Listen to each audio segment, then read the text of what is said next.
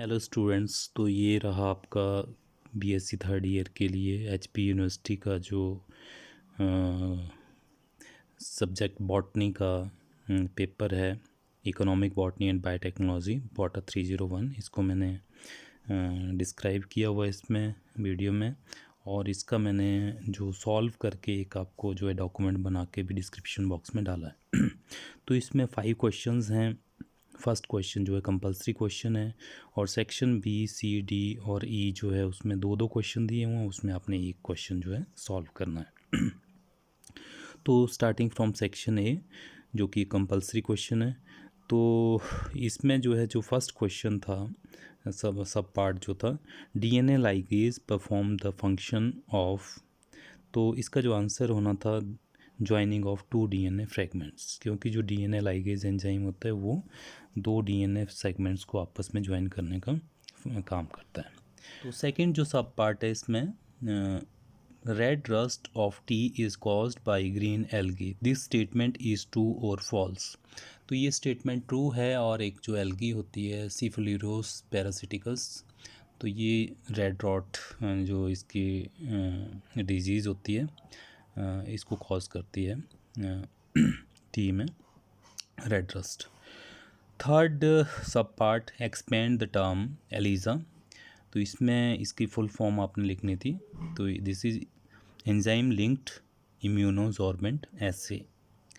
Fourth question है name the plant where positively geotropic gynophore is formed after the fertilization.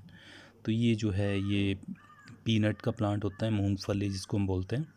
तो इसमें fertilisation जब होती है तो ये अपने आप जो इसके फीमेल फ्लावर है उसमें एक गाइनोफोर बनता है जो कि सॉइल के अंदर चला जाता है, और जो मूंगफली हैं वो अंडर द सॉइल जो है डेवलप होती है। Fifth question, which part of curcuma longa is used as spice. तो इसमें भी जो इसका जो अंडरग्राउंड राइजोम वाला पार्ट होता है, टर्मेरिक जिसको हम बोलते हैं, तो उसको हम यूज़ करते हैं। तो इसमें आपने राइजोम लिखना है। Then the fruit of family Poaceae is known as, तो इसको जो फ्रूट का नाम हमने लिखना था तो इसको बोलते हैं हम कैरियोप्सिस। तो ये आपने जस्ट जो ब्लैंक है इसमें लिखना।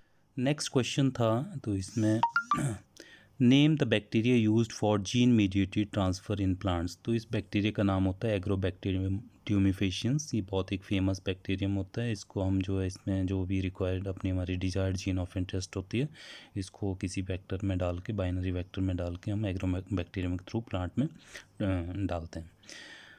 अगला क्वेश्चन था what is the name of the protein present in wheat. तो इसमें जो प्रोटीन जो व्हीट में प्रेजेंट होती है, मेन चीफ प्रोटीन जो होती है 47% तक होती है, ये ग्लूटेनिन इसको बोलते हैं हम। उसके बाद next sub part, haploid plants are raised from male gametophytes through the technique known as. तो इसको हम पॉलन कल्चर भी बोलते हैं, एंथर कल्चर भी बोलते हैं, एंड्रोजेनेसिस भी बोल सकते हैं। तो इनमें तीनों में से आप कुछ भी लिख सकते थे। Central rice research institute is situated at, तो ये कटक ओडिशा में सिचुएटेड है। तो अब आते हैं सेक्शन बी में। तो सेक्शन बी में जो फर्स्ट क्वेश्चन था, explain the centre of origin, cultivation practices, varieties and economic importance of wheat. तो इस क्वेश्चन को मैंने काफ़ी डिटेल में जो हर एक इसका एस्पेक्ट, ओरिजिन, कल्टीवेशन प्रैक्टिसेस और वेराइटीज़ और इकोनॉमिक इम्पोर्टेंस, ये डिटेल वाला जो इसमें डॉक्यूमेंट डाला हुआ है उसमें आप देख सकते हैं। अगला क्वेश्चन था write the botanical name, family and plant part used as the spice and other uses of black pepper and clove.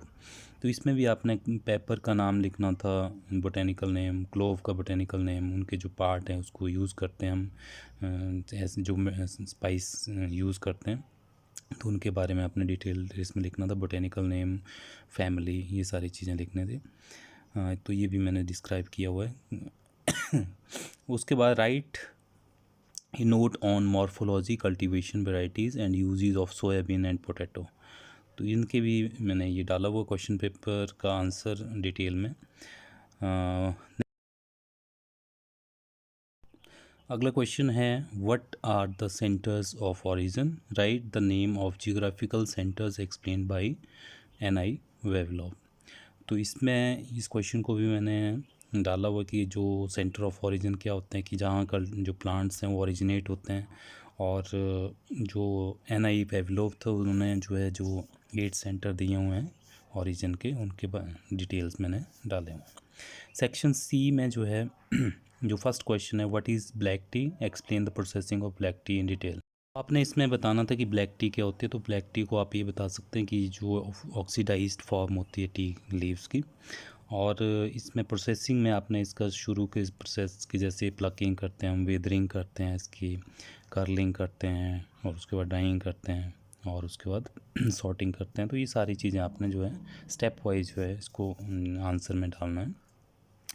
Next question, right the botanical name, family and medicinal uses of Tinospora, जो कि लोए होती है, and Ocimum तुलसी। तो इसकी भी आपने ये सारी चीज़ें जो एस्पेक्ट दिए हुए हैं ये आपने लिखना है। तो इसको भी मैंने उस डिटेल्ड आंसर शीट में जो है आपको डाला हुआ है डॉक्यूमेंट में। Next question, write a note on morphology cultivation practices of sugar cane, explain the process of preparation of sugar from it. तो इसमें आपने जो है शुगर केन के बारे में उसके मॉर्फोलॉजिकल डिटेल्स लिखने थे, कल्टीवेशन प्रैक्टिसेस जो हम यूज़ करते हैं वो उसके बारे में लिखना था, और प्रोसेस की, जैसे शुगर जो हम बनाते हैं उसका क्या प्रोसेस है, तो डिटेल प्रोसेस तो भी आपने लिखना था। तो इस का आंसर भी मैंने डाला हुआ है, इसको भी आप देख सकते हैं डिटेल में। Right note on morphology and uses of cotton plants. तो इसमें भी सेम वही मॉर्फोलॉजिकल डिटेल्स ऑफ प्लांट्स लिखना था आपने, और कॉटन के यूजेस लिखने हैं आपने। चलिए अब आगे बढ़ते हैं सेक्शन डी। तो सेक्शन डी में 6 जो क्वेश्चन है, write down the application of plant tissue culture in agriculture. तो इसमें आपने जो डिफरेंट इसके एस्पेक्ट्स थे आपने वो सारे लिखने थे कि किस तरीके से हम जो है डिजीज़ फ्री प्लांट्स को रेज कर सकते हैं, माइक्रो प्रोपोगेशन कर सकते हैं। तो ये सारे एस्पेक्ट्स जो हैं मैंने इसमें इनको ऐड किया हुआ है। देन पार्ट बी इसी क्वेश्चन का 6 का। तो इसमें जो है write a note on sterilisation techniques used in plant tissue culture. किस तरीके से हम ग्लास वेयर, प्लास्टिक वेयर को स्टरलाइज करते हैं, कैसे हम लेमिनार एयर फ्लो में काम करते हैं, किस तरीके से जो एक्सप्लांट होता है उसको हम जो है स्टरलाइज करते हैं। तो ये सारी टेक्निक्स जो मैंने उसमें डिटेल में लिखे हुए हैं। देन 7th क्वेश्चन जो था सेक्शन डी में, explain the various steps involve in protoplast culture technique. तो इसमें प्रोटोप्लास्ट कल्चर टेक्निक में आप किस तरीके से जो प्लांट सेल होता है उसकी सेल वॉल को पहले हम निकालते हैं, उसके बाद जो जो प्रोटोप्लास्ट बनते हैं उनको कैसे हम जो है आगे रेज करते हैं टिश्यू कल्चर मीडिया में, ये सारे डिटेल्स आपने लिखना है। Write a note on culture media, its components and its sterilisation used in plant tissue culture. तो कल्चर मीडिया कैसे बनाते हैं हम, डिफरेंट कल्चर मीडिया जिसमें हम प्लांट्स को ग्रो करते हैं टिश्यू कल्चर टेक्निक के थ्रू, तो वो आपने बताना है, और उसमें क्या क्या कंपोनेंट्स यूज़ करते हैं, मैक्रोन्यूट्रिएंट्स। तो ये सारे हम कैसे यूज़ करते हैं, ये सारी चीज़ें आपने मतलब इसमें डिटेल में मैंने लिखी हुई हैं। What is southern blotting, explain the various steps of this technique. ये सेक्शन ई का 8th क्वेश्चन है।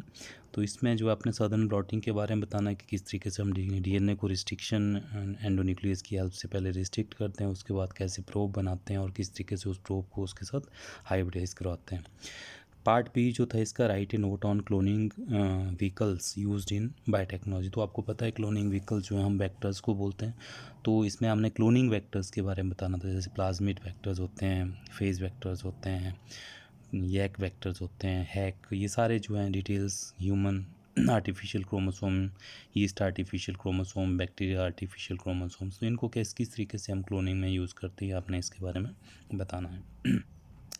देन 9th क्वेश्चन जो है इसी सेक्शन ई में जो है, what are monoclonal antibodies, write the process of hybridoma production. तो इसमें आपने मोनोक्लोनल एंटीबॉडीज़ के बारे में बताना कि किस तरीके से हम जो है सेल्स में इनको बनाते हैं, और ये जो डिटेल प्रोसेस है हाइब्रिडोमा प्रोडक्शन। हाइब्रिडोमा मीन कि हम क्या करते हैं कि जो एंटीबॉडी प्रोड्यूसिंग सेल्स होते हैं उनको एक कैंसर लाइन की सेल के साथ जो है हाइब्रिडाइज करवाते हैं, एक मतलब हाइब्रिड सेल बनाते हैं जो इमॉर्टल होता है, जो कॉन्टीन्यूसली बॉडी मतलब ये जो एंटीबॉडीज़ इनको प्रोड्यूस करता रहता है। तो इसका डिटेल प्रोसेस भी मैंने इसमें डाला हुआ आंसर्स में।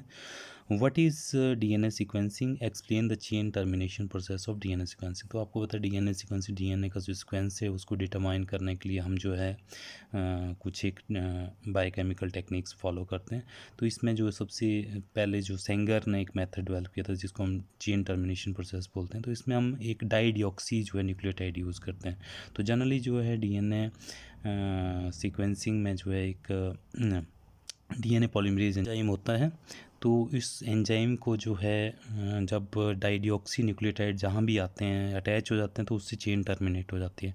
तो हम क्या करते हैं कि जैसे इन जो डाइडिऑक्सी न्यूक्लियोटाइड्स होते हैं उनको लेबल कर देते हैं और उस लेबलिंग की वजह से जो है वो एक सिग्नल प्रोवाइड करता है जिसकी वजह से हमें पता लग जाता है कि कहाँ टर्मिनेट हुआ। तो इसलिए हमें हर एक जो बेस है उसका जो है उसका पता लग जाता है कि वो चेन में कहाँ जैसे सिचुएटेड है। So dear students, thanks for watching.